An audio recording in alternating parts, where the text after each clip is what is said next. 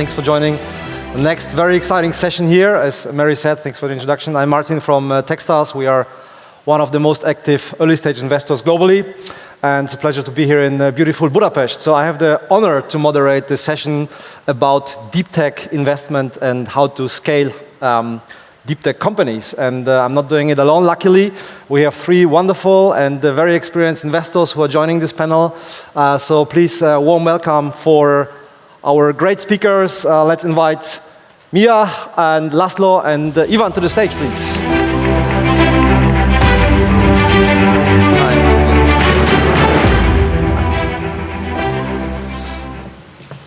Okay, we are going to talk about deep tech startups. Deep tech startups are not the typical startup. They require different type of financing, long R&D cycles, regulatory frameworks, intense capital needs. Glad that you join us. Thanks so much for being here. And let's start with an introduction first. Perhaps, Maiia, if you tell us a few words about yourself, why you're here. Thank you very much. My name is Maiia Deutschmann. I'm from Germany. I'm working for a very big and old funding program of German government, which is called EXIST, the university-based startups. We have a very huge family of funding programs within this umbrella program EXIST. And I'm happy to exchange my experience in the state funding of research-based startups. And I'm happy to be here. Thank you. Thank you. László. Yes, thank you. László, Czirják.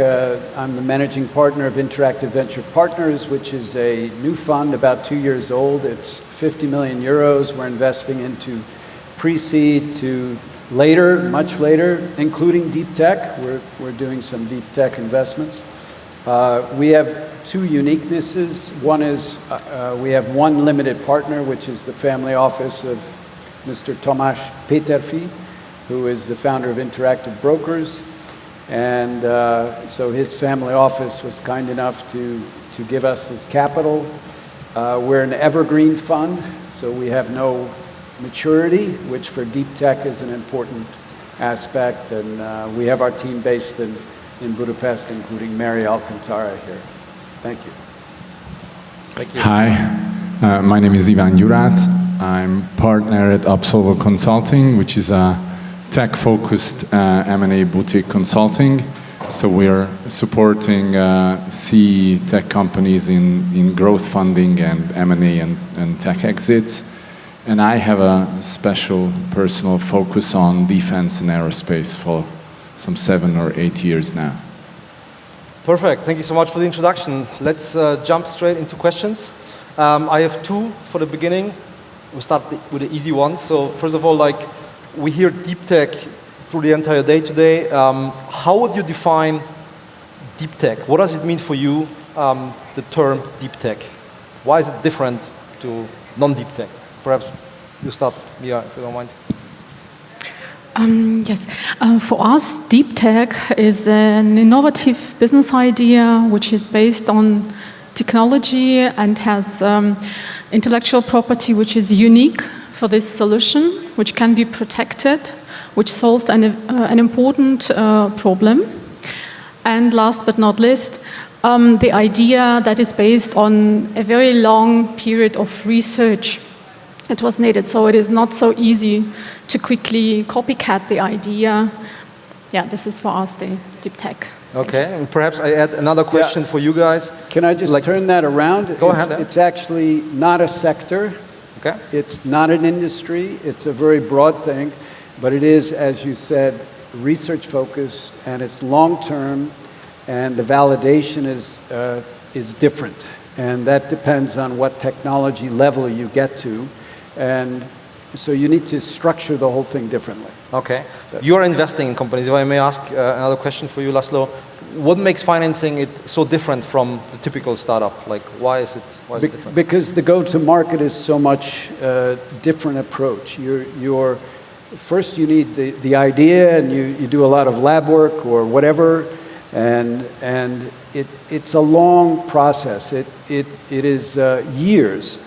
I mean, it's a 10-year kind of framework instead of a 5-year framework. So a B2B software company versus a deep tech kind of company. you also have to find the niche. I mean, there's a very, we're not an investor, but there's an interesting satellite. Actually, it landed on the moon, Puli. It's a Hungarian thing. But it took years, and then they found their niche. And then how do you still make money out of it? It's an interesting question, but it's a diamond in the rough. Okay. And it takes a while to understand it and then monetize it.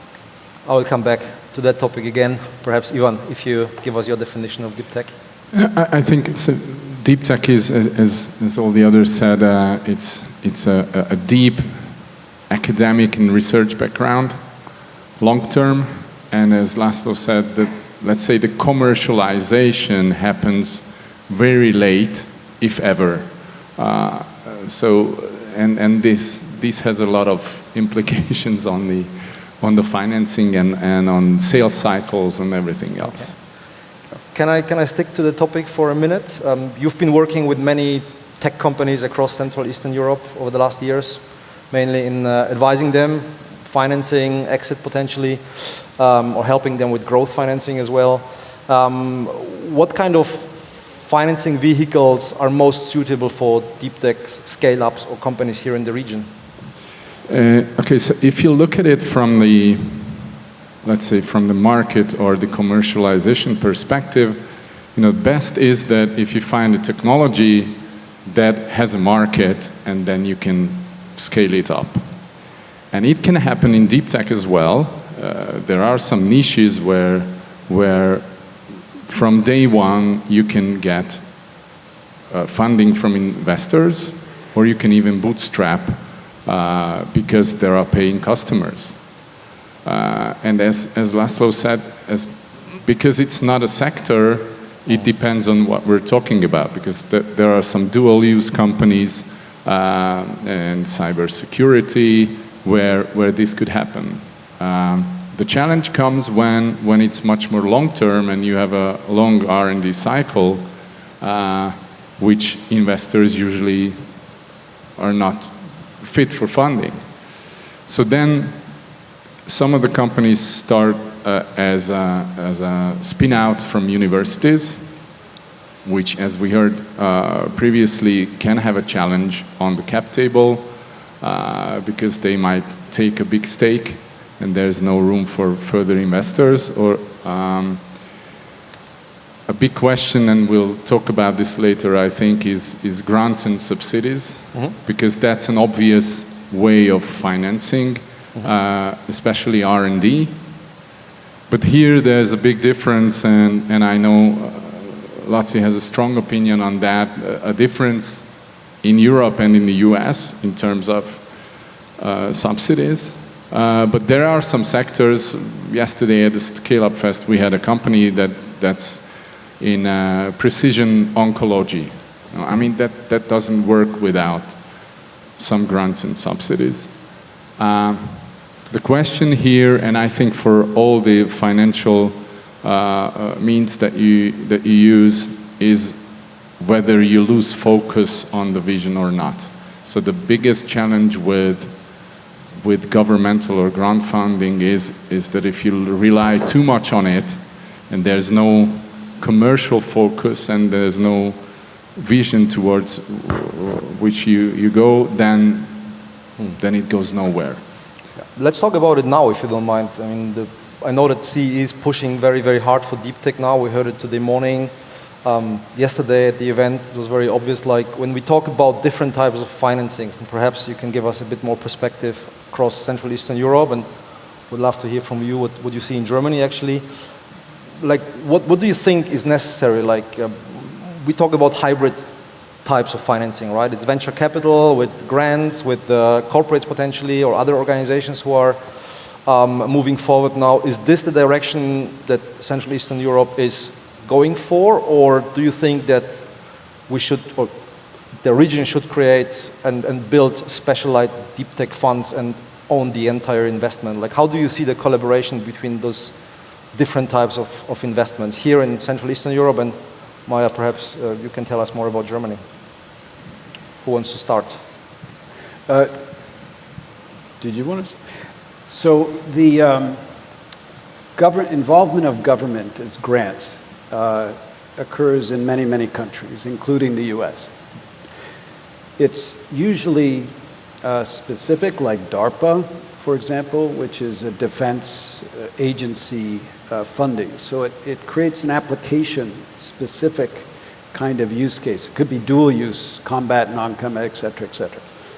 But they also expand that. Involvement of government in basic research at a university is also I mean, this is the difference between basic research and applied research, right? So funding basic research or deep tech, usually in the technology risk level start, you do involve grants. In fact, out of our portfolio of, say, 14 companies now, we have 3 companies that have received some kind of grant, including from the French government, including from the EU, and I can't remember the third.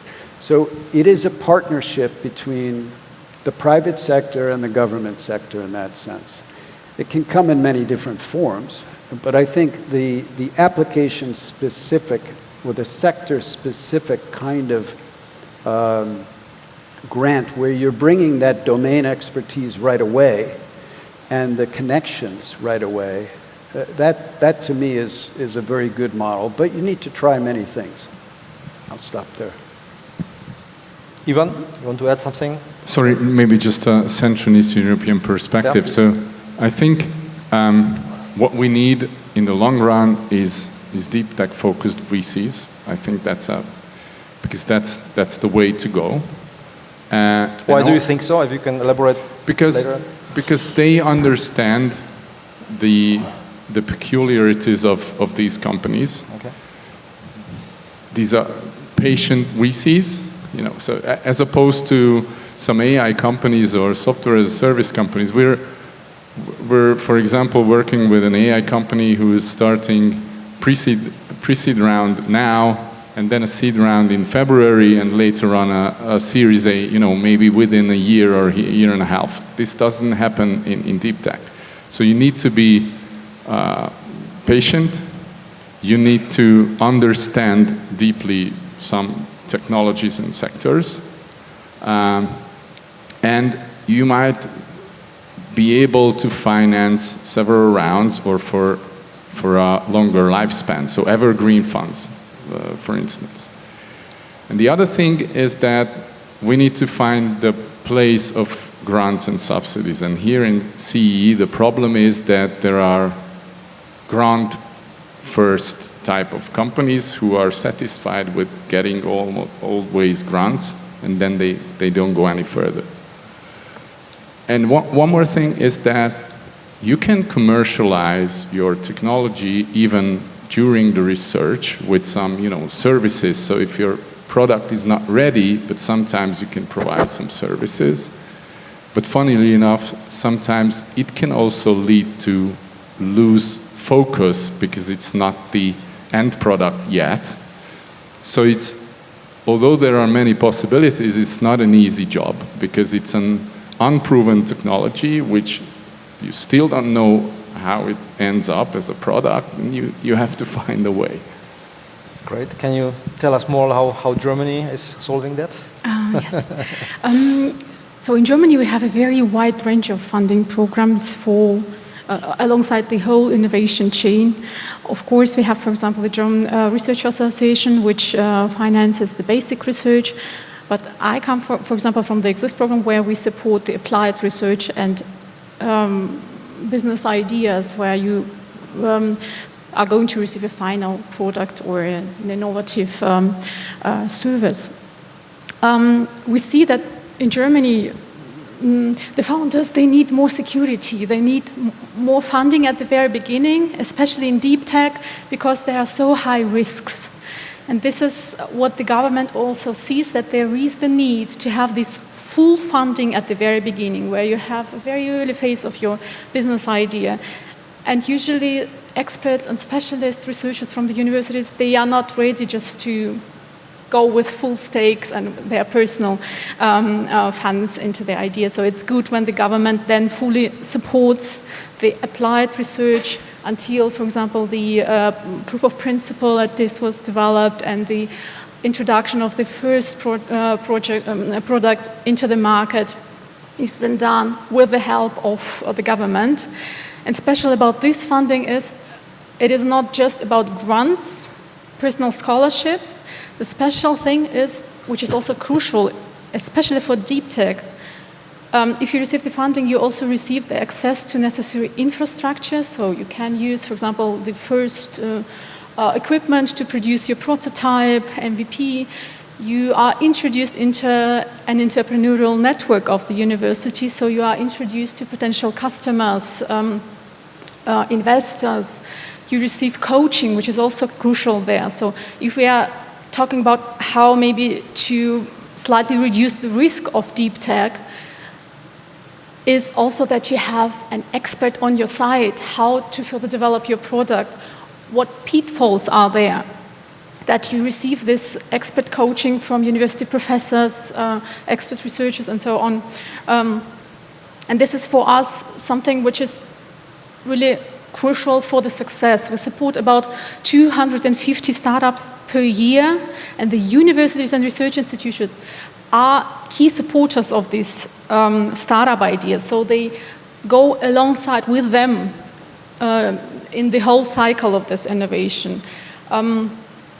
So the support is really a kind of a holistic approach of supporting startups.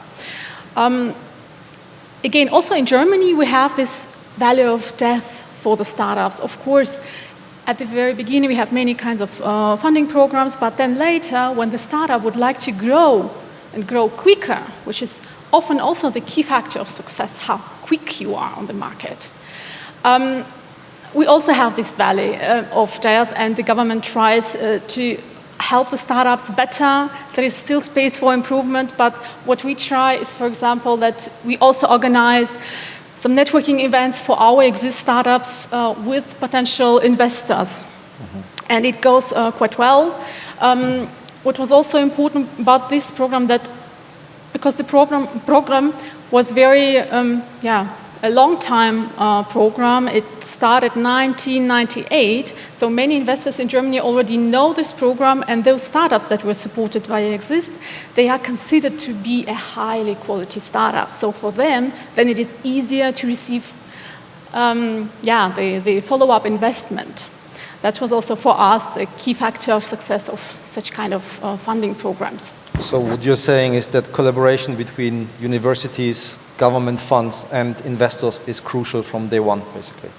This is correct. And we also go further. We develop the program further. For example, in this year, 2025, we started 10 startup factories where we now have public-private partnerships, where select German universities and private industry, SMEs, coaches, they have created hubs for startups and help them then accelerate and go international. Very interesting. You mentioned a few interesting points. I would like to dive deeper on. Long timelines, high risk. László, for you as a venture capital investor, how do you manage that? I mean, you have LPs who give you money to invest in startups and expect returns within a certain time. How do you manage this expectation and patience for deep tech startups that might take longer? Yeah, so it's I think it was discussed a little bit earlier, is what's the expectation of the investor, right? And you're creating a story that you're selling the investor, and then that investor expects a positive return. It's an investor once gave me advice, and this is also applicable to startups. If I give you money as equity, I still want it back. Think of it as a loan. But I want it back with interest. I want to make money on it. Of course, it may fail, but so I think managing expectations on one hand and matching what you said you would do on the other hand is what's important. To the way you build trust with an investor, including a fund investor, is to deliver on what you promised, including a return, a nice return. So I think, can I segue back to one thing you said I think the best model is where not the government manages things, but it's in partnership with the private sector. Why? Because it ties back to what I just answered before, is the investor wants a return. They want their money back at some point. So, okay, deep tech and the technology risk level 1, 2 is kind of different, where you need this through the spin-off out of a university or government grants, you need that support. But eventually you need to get to a commercialization road. And the investors can be, the private investor can be impatient on some things. Okay, it's deep tech, so it will be a longer road, everybody knows that. But still, to find the application fit, if you will, the vertical, to know which swimming pool you're swimming in, at least, there is a pressure from the private sector. And that's a good pressure. And just one comment on that. Investors, in principle, are rational people who make decisions based on data.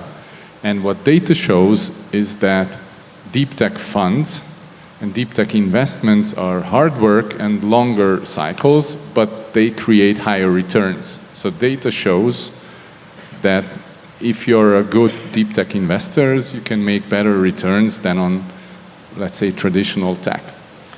Do you have any practical guidelines how to, let's say, de-risk this investment? Any like milestone-based funding or syndication or anything that shows LPs we know what we do and we already can, even if it takes long, show that we are in the right direction? I would say yes, and that's tying to, so for example, we have an investment in Scout Labs. It's kind of a deep tech. It's an agricultural tech company. They track bugs that come and attack your apples and corn and all that stuff. But anyway, you can't look at it just as a B2B SaaS company with MRR growing. It happens in leaps. So you need to get to certain levels of technology, certain application of that technology, and then you go from there. And we have a number of leaps that we're going to make, including on the data side, which is another level, if you will. But applying that kind of stepping stone approach in terms of managing your expectations as an investor, and that helps keep the trust, I think, with the founders and everything. And also with regard to government, they want to, or grants, excuse me, they want to see a specific kind of KPI. But again, that KPI is not necessarily a commercial KPI, but then again, maybe it's a stepping stone to a commercial. And I think if a private sector manager is in there, they're motivated to make sure those steps make sense.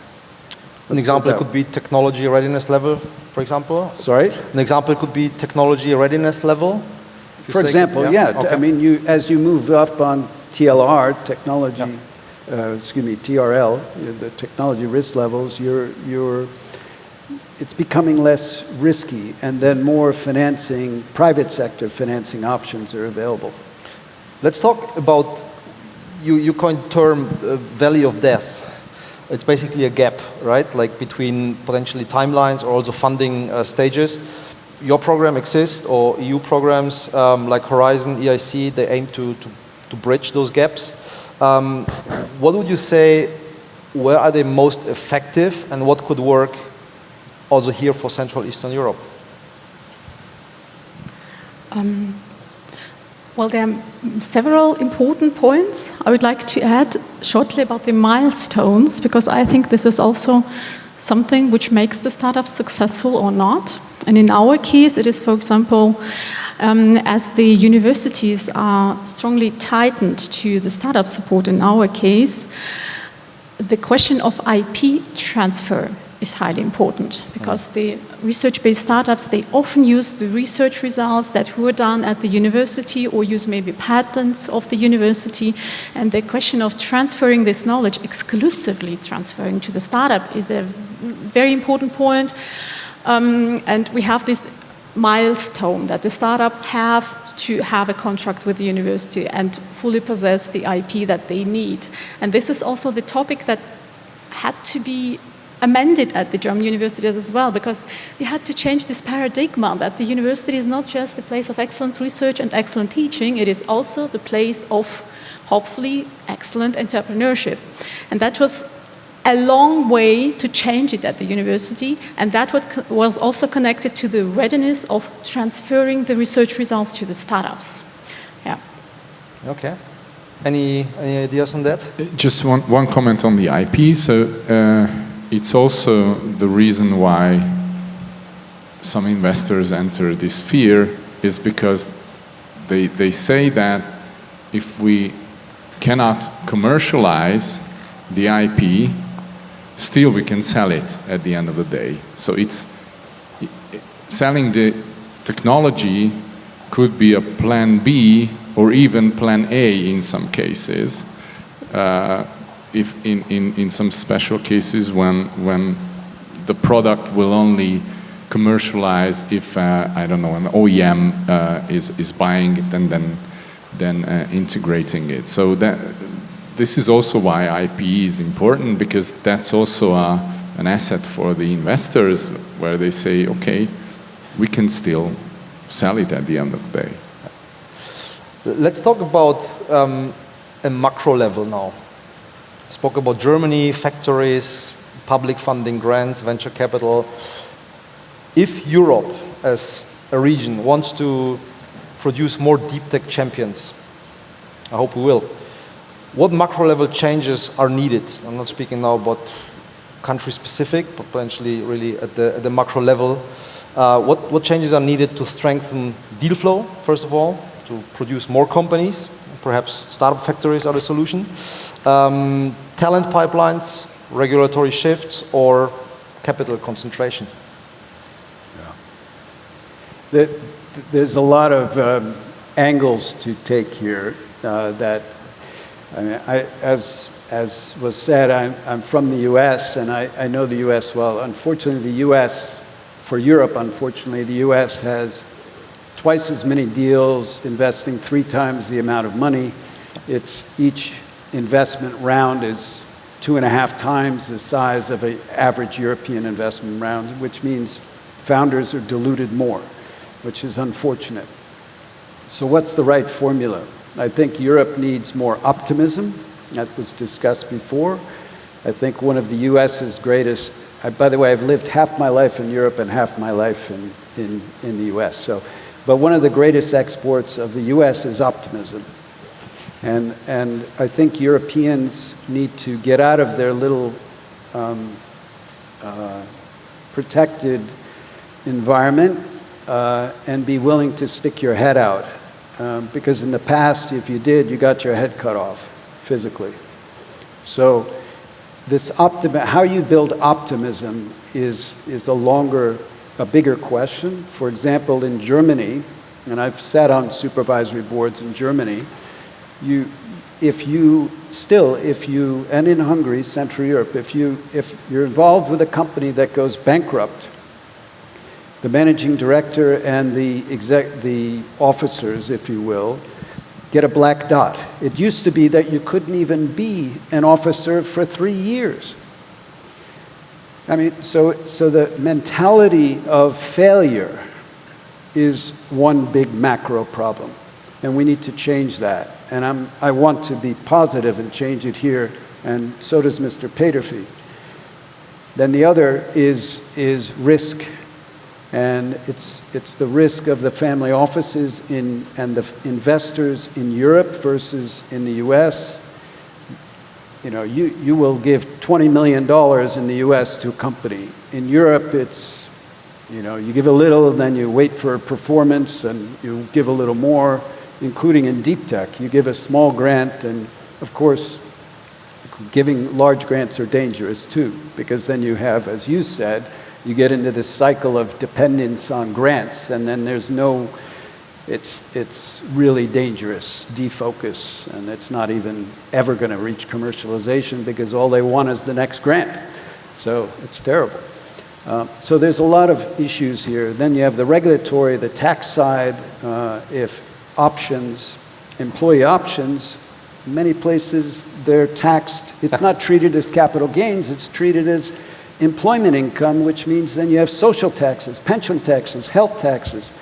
Why? I think the problem is also this fragmentation, right? Because each country is doing it on their own. It's not a macro level solution, but everyone is cooking their own soup, basically. Yeah. Like any insights from Germany, are doing it better or not? I fully agree. So the problem of failure culture is in Germany definitely also the case. So actually you should value a person who takes risks, who falls but then stands up and creates the third, the fourth, the fifth startup. But still we do not have this kind of risk-friendly culture in Germany. We try to overcome it with the funding, so to increase the chances of the first startup idea so that it doesn't become a failure. But I think the general change in culture is important, that you accept failure, that you see positively the failure, that you just learn from your failures. But still, we are a bit far away from this goal. Another problem, definitely, which we have is bureaucracy. Of course, we have many different programs, but they are often fragmented, or you have to fill in so many forms that startup doesn't have much time to do it. So we need more transparency, easier applications, and we need a long-term commitment of the government and public-private entities, because if you just have new programs just for 5 or 6 period of time, at the end you don't have any overview of thousands of funding programs, and they finish also then quickly. For me, it doesn't make so much sense. It's important that you have a very long-lasting programs, long support, and a very high level of support. So the funding should be higher for deep tech startups. More support with infrastructure is needed. For example, in Germany, we introduced in the last year the quickest AI supercomputer in Europe, Jupyter. But I think in this field, we also need more cooperation in the EU countries so that the AI sector can be quicker developed, so that this important infrastructure could be used by important startups, by researchers better all over Europe. So we need more cooperation, more coordination, transparency, less bureaucracy, better culture of entrepreneurship.